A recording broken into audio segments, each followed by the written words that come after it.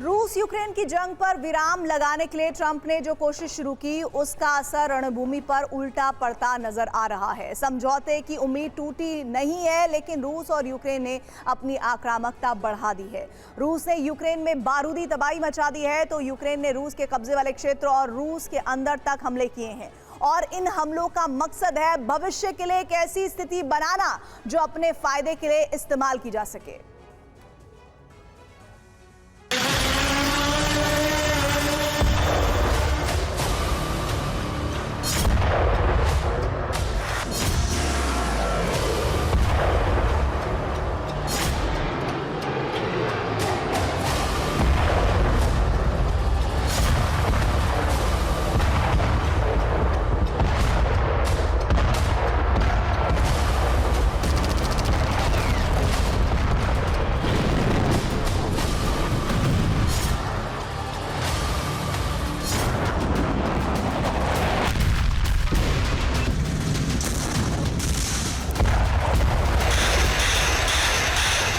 युद्ध विराम के लिए ट्रंप के पुतिन और जेलेंस्की से अलग अलग मुलाकात ने एक उम्मीद तो जगाई है, लेकिन इसी उम्मीद ने रूस यूक्रेन के संघर्ष की आग को भड़का दिया है। हालांकि इसका ये मतलब नहीं कि युद्ध विराम की उम्मीद पर पानी फिर गया है,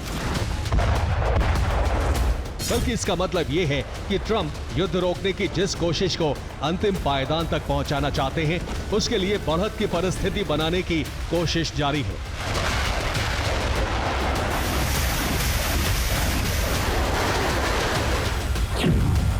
शांति के लिए मुलाकात, पहले बात फिर रक्तपात। दोनों तरफ जारी इस भीषण बारूदी संग्राम के पीछे सीधा कारण यह है कि पुतिन जेलेंस्की को इस समय लग रहा है कि ट्रंप वार्ता की राह नहीं छोड़ेंगे।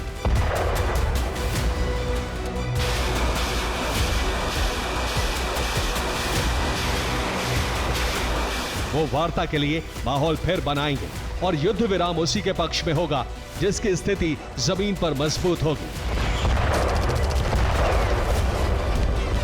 इसलिए रूस ने बारूदी विनाश की रणनीति पर एक्शन लिया, जिसमें सुमी क्षेत्र पर फैब 500 से भीषण हमला किया।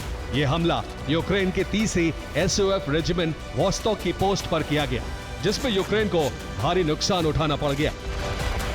ठीक ऐसा ही हमला लिस्ना स्तिंका में भी किया गया, जहां फैब 3000 का इस्तेमाल हुआ और इस हमले में यूक्रेनी सशस्त्र बलों की कमांड पोस्ट तबाह हो गई।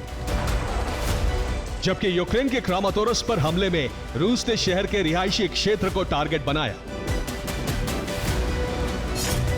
ठीक ऐसे ही हमले रूस ने पोक्रोवस्क पर भी किए, जिसमें कई यूक्रेनी सैनिकों के मारे जाने की जानकारी दी गई है। यूक्रेन का दावा है कि इन हमलों में ज्यादातर को न सिर्फ निष्क्रिय कर दिया गया, बल्कि इस क्षेत्र में रूसी सेना को भी भारी नुकसान पहुंचाया गया है। और इस दावे को सिद्ध करने के लिए यूक्रेन ने एक वीडियो भी जारी किया है, ताकि रूस पोक्रोवस्क में हुए नुकसान को नकार ना सके। इस हमले में ग्रैंड एमिलारस भी नष्ट होता दिख रहा है, लेकिन इस नुकसान के बावजूद ना तो रूसी सेना रुकी, ना ही हमले रोके गए। रूस ने क्रामातोरस पर भारी बमबारी की, जिसमें 30 से ज्यादा टारगेट ध्वस्त किए गए। ये हमले शहर पर हुए हैं, जिसमें ज्यादातर आवासीय इमारतें क्षतिग्रस्त हो गईं। यही नहीं, स्लोवियांस्क और डोनेत्स्क ओब्लास्ट पर भी रूस ने स्कंदर मिसाइल से हमला कर तबाही मचा दी। यही नहीं, 10 से ज्यादा गेरान 2 ड्रोन भी इस क्षेत्र में गिरे हैं। रूस के हमले इतने भीषण थे कि न सिर्फ यूक्रेन की 156वीं मैकेनाइज्ड ब्रिगेड का फील्ड कैंप तबाह हो गया, बल्कि कई उन्नत उपकरण भी नष्ट हो गए, जिसमें आर्टिलरी से लेकर रडार सिस्टम तक शामिल है। और इस नुकसान की पुष्टि खुद जेलेंस्की ने की है। लेकिन इसका मतलब ये नहीं है कि आक्रामकता सिर्फ रूस की बढ़ी है, बल्कि यूक्रेन ने भी रूस के खिलाफ आक्रामकता बढ़ा दी है, जिसका प्रमाण है Su-27 से GBU-62 की सोलेदर पर लॉन्चिंग, जिसमें रूस का एक अड्डा पूरी तरह से तबाह कर दिया गया है। ठीक ऐसे ही MiG-29 जेट से यूक्रेन के पूर्वी हिस्से पर कार्रवाई की गई, जिसमें एक घर में बनाए गए रूसी अटैकिंग ग्रुप के ठिकाने को GBU-62 से ध्वस्त कर दिया गया। यही नहीं, रूस के T-90M टैंक को भी यूक्रेन ने घातक हमले में ध्वस्त कर दिया और F-16 फाइटर जेट से की गई कार्रवाई में भी यूक्रेन ने बड़ी सफलता हासिल की है। इसके अलावा खेरसोन और नीपर नदी के बाएं तट पर यूक्रेनी आर्टिलरी ने रूस की कई पोस्ट को भी नष्ट किया है, जबकि रोस्टोव को यूक्रेनी ड्रोन ने दहलाया। वोरोनिश में भी रूस की कई पोस्ट तबाह की गई और वोल्गोग्राद तक यूक्रेन के ड्रोन हमलों से जल उठा।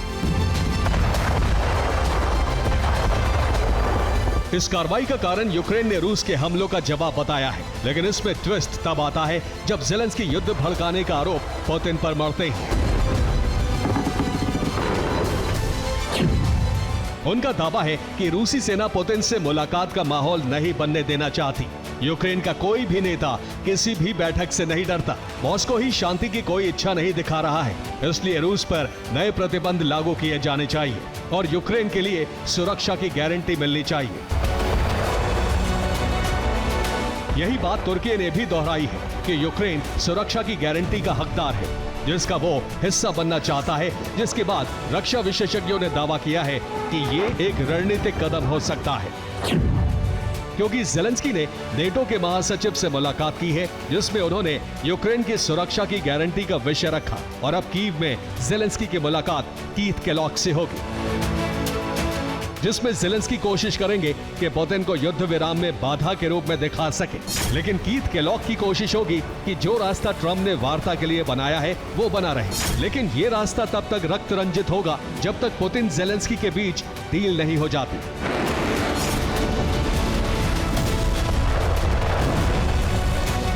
Bureau report, TV9 Bharatvarsh.